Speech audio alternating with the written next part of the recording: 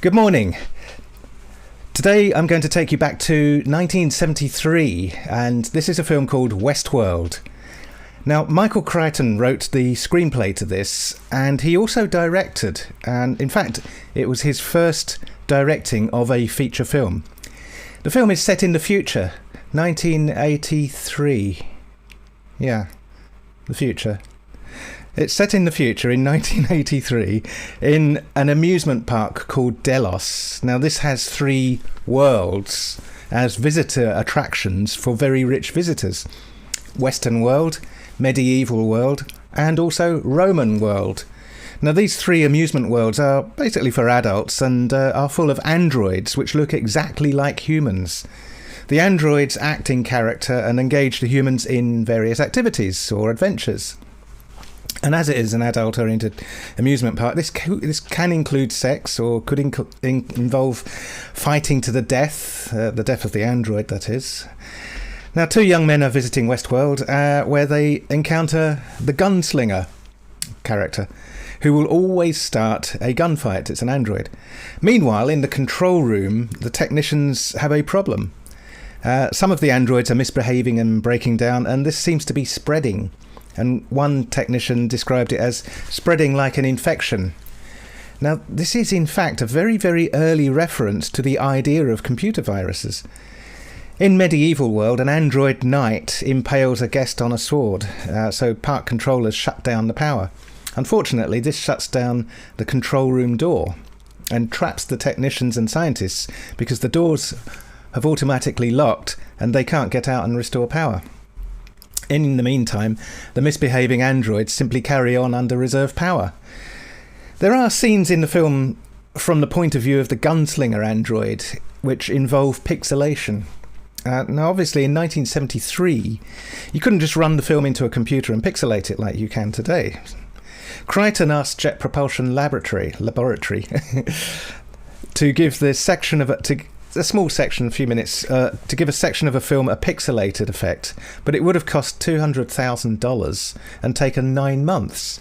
So instead he took it to John Whitney Sr., he suggested his son, John Whitney Jr., and they did it by colour separating the 70mm film and generating a black mask and scanning it using Whitney's scanning equipment, also converting it to rectangular blocks, averaging the colour and the grey content and the tonal content, and then rephotographing it back to film. John Whitney Sr.'s work was actually the subject of my own first-year college thesis when I was at art college in the early 1980s. In fact, it was in 1980 that I wrote that thesis, and the thesis bit was on visual representation of music. Now, Whitney was an animator, which is why I was very interested in John Whitney. He did combine, successfully in my opinion, vision and sound in some very interesting and academically interesting, as well as aesthetically interesting ways.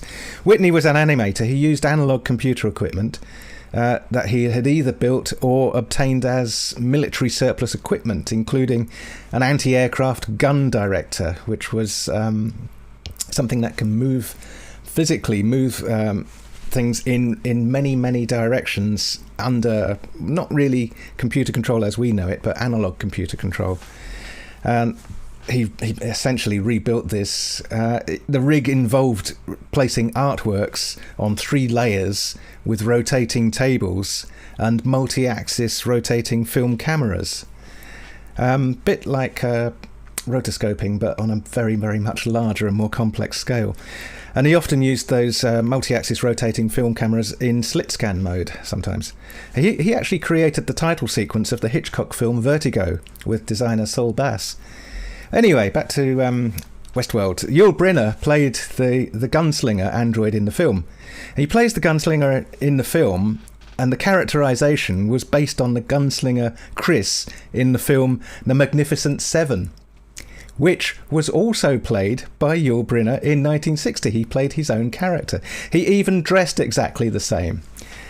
Later, Arnold Schwarzenegger would base his Terminator character, or the characterization, the way he acts and the way he looks, and he would base his Terminator characterization on Yul's android character. Jurassic Park is basically the same story in many ways. Rich guests go to a secluded amusement park run by very high tech, and the technology develops a problem, and the owner of a park, the park or the amusement thing, makes a critical decision not to take the safest way out of the crisis. And as a result, the park's subjects cause havoc and kill everyone. At the end, the slogan of the amusement park is visible in a final scene along with the dinosaur, or android. Same.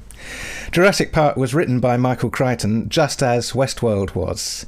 So, 1973, Westworld. Have a very good day, everyone. Thank you very much, and goodbye.